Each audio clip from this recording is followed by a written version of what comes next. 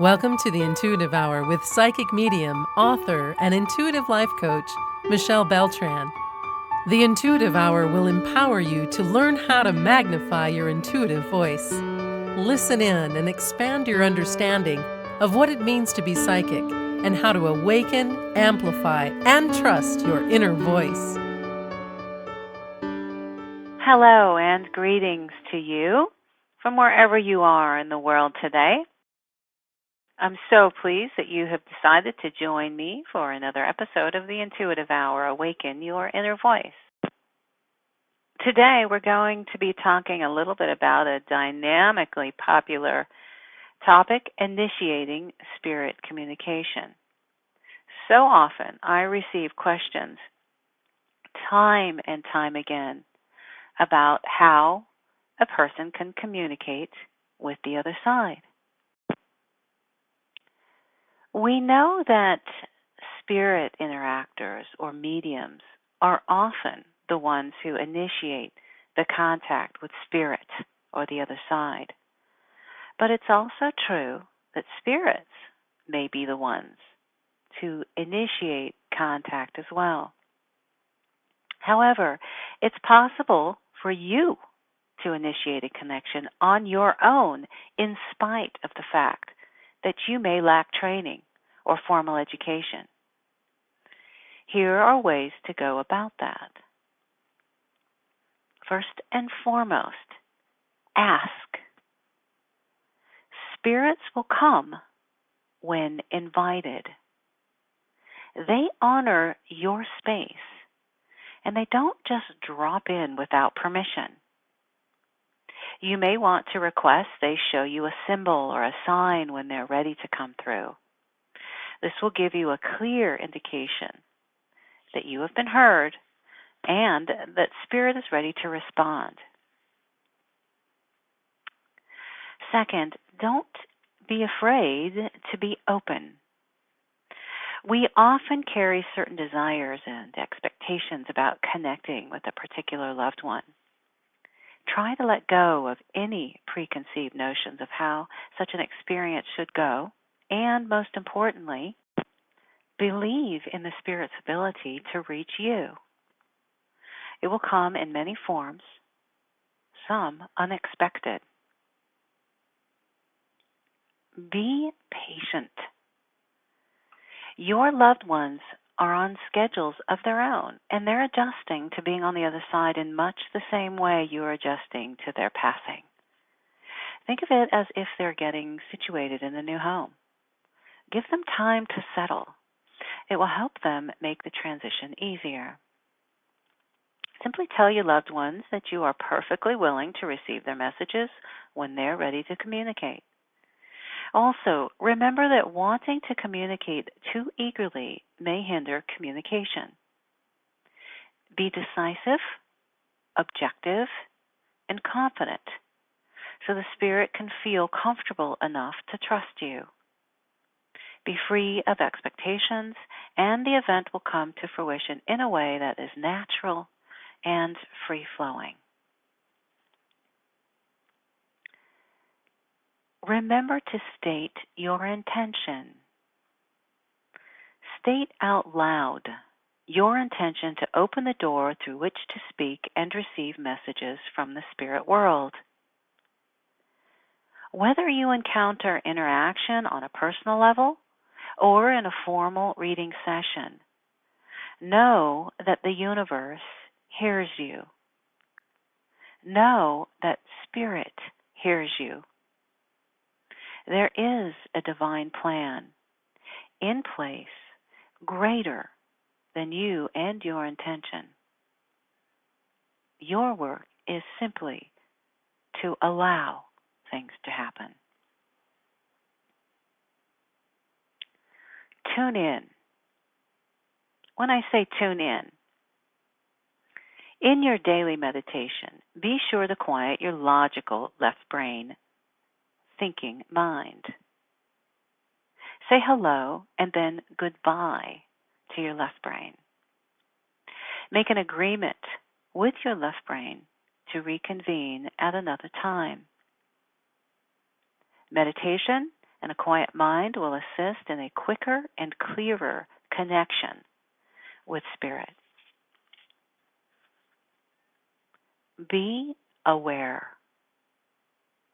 The next important step in your journey is watching for signs, symbols, and messages during your day. Links to the spirit world may come in dreams, songs, and in synchronistic-like events, which you assume are coincidences. But coincidence is non-existent. Everything is intentional and has a place. Everything is meant to happen. Don't forget to use your sensibilities. Connecting with the spirit world requires the use of all of your senses: taste, touch, smell, hearing, feeling, and seeing.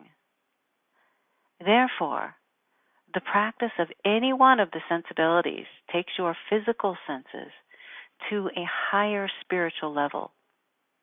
It's the practice of one or more of the sensibilities that gives deeper meaning to the function of your senses. So let's take a moment to talk a little bit about a technique for sensing spirit energies. Another way to train yourself to be aware of the energies of a spirit is to choose two people, one living and one deceased, whom you know well.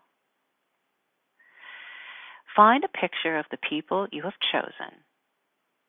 It's important that you are familiar with the people that you have chosen because you will also be familiar with their energy. It's much easier to learn how to sense energy when you know the person and have had a relationship with them. Next, have a notebook and pen to record what you experience. Here are the steps for one type of an energy detection technique. Sit in a relaxed position. Place your non-dominant hand over the photo of the living person, palm facing upward in an attitude of receptivity. Now, give some thought to the person. Remember to be mindful of your breath. You don't have to look at the photo, but rather feel the thoughts of the person as the thoughts begin to emanate. Record what memories come to mind, what feelings you sense inside and outside your body. Can you see what the person is wearing? Do you hear their voice? What is the person saying? Is there a smell present? Or are you aware of a color? Write everything down that presents itself to you. Information is connected to the spirit's energy. Remember, there is no right or wrong in this process. When you're ready, go through the same process with the second photograph, the photograph of the deceased person. Again, give an easy and gentle thought to him or her, and just allow yourself to be a receptacle for receiving whatever comes. Sense the energy of the picture and visualize the individual. Take notes of all that is presented. Take notes about what you learn about them, and most importantly, tune in to his or her energy. Release any desire to fixate on any particular thing or memory. Just breathe and gently focus on sensing the energy there. Now, take time to write down the unique differences between the energy and feeling of the deceased person versus the living person. The feeling may be slight, but trust that your subconscious self has fully grasped the difference. Your conscious self may not be so attentive and may need more time and practice in order to become aware. Practicing this technique is a valuable gateway for opening yourself to spirit energies. Repeat this exercise several times. When you become more adept, try adding photographs of people you don't know, living and deceased. Consider well-known leaders, athletes, and other influential people. The energy of such people is unique, strong, and easier to discern. In time and with consistent practice, you will be able to clearly distinguish a concrete feeling for each energy type. All right, and there you have our episode for the week. A dynamic and interesting topic on initiating spirit communication. As you attempt the technique for sensing spirit energies, I want to invite you to send an email or even call for any questions, comments, or otherwise that you might have. All right, everyone, thank you so much for tuning in. Have a wonderful rest of your week, and I look forward to seeing you here again soon. Thanks for listening to the Intuitive Hour with Michelle Beltran.